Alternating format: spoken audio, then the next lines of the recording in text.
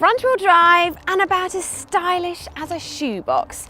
The new 2 Series Tourer is about as far from the traditional BMW formula as you can get. Worried?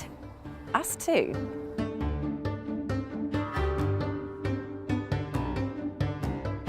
Based on the 5-seater active Tourer, the Gran Tourer adds an extra 21 cm in length, 5 cm in height and a longer wheelbase.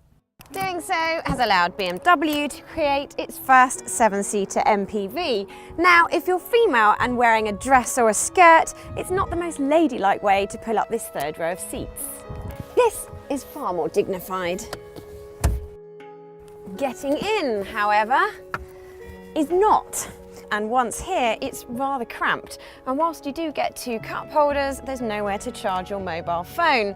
And it is probably children that will be sitting in this 3rd row, and we all know they spend most of their time playing on their phones or tablets. Just like the active Tourer, you don't get 3 separate seats, so it will be tight fitting 3 adults in.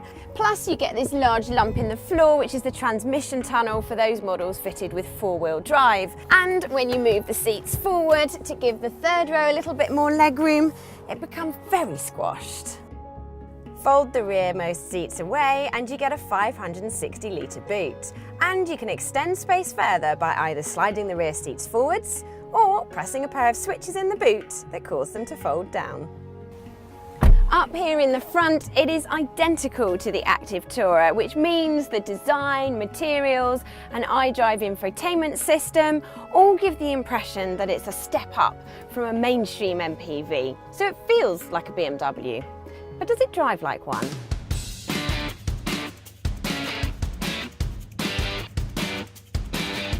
The Gran Tourer is based on the platform and engines of the Mini and can be ordered in front or all-wheel drive. Whichever model you choose, it certainly feels a lot sharper to drive than other cars of this type. The steering is firm for this kind of car, and while there's a bit of lean in the corners, there's still plenty of grip. I wouldn't go as far to say it's exciting, but for an MPV, it's pretty respectable.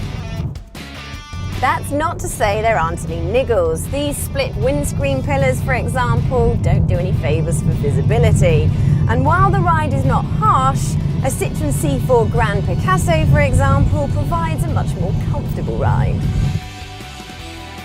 The engines are impressively refined, although if you're going to regularly carry 7 people, the 3-cylinder 216D is a little overwhelmed. Instead, we'd recommend the more perky 218 petrol or one of the more powerful diesels, such as this 220D.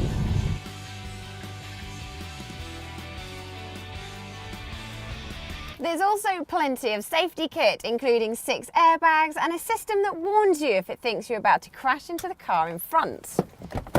On the downside, the Gran Tourer is not a cheap car. Prices start at a little under $25,000, while this top-of-the-range 220D xDrive is £32,500. For this kind of money, there are bigger and more versatile MPVs, such as a Volkswagen Charan or Ford S-Max.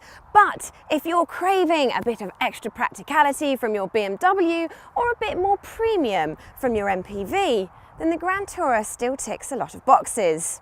To read in-depth reviews of more BMWs, more MPVs and more, well, everything, visit the Telegraph Cars website by clicking here, and don't forget to subscribe to the YouTube channel by clicking here.